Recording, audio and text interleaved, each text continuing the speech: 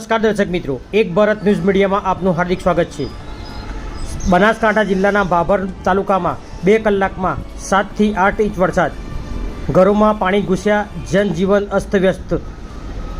બનાસકાંઠા જિલ્લાના ભાભર શહેરમાં સાંજના સમયે અસહ્ય ગરમી અને ઉકળાટ વચ્ચે અચાનક વાતાવરણમાં પલટો આવતા જોરદાર પવન ફૂંકાતા વરસાદ શરૂ થતાં માત્ર 2 કલાકમાં આશરે 7 થી 8 ઇંચ વરસાદ ખાબક્યો।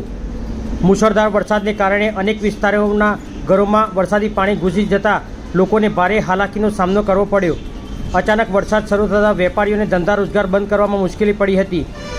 ભારે વરસાદને કારણે શહેરના અનેક રસ્તાઓ પર પાણી ભરાઈ જતાં વાહન વ્યવહાર પણ પ્રભાવિત થયો હતો। રસ્તા વચ્ચે પાણી ભરાવાને કારણે અનેક વાહનો બંધ પડી ગયા હતા, જેને કારણે લોકોને અવરજવરમાં મુશ્કેલીનો સામનો કરવો પડ્યો હતો। રિપોર્ટર અલ્તાફ મેમણ, પાલનપુર।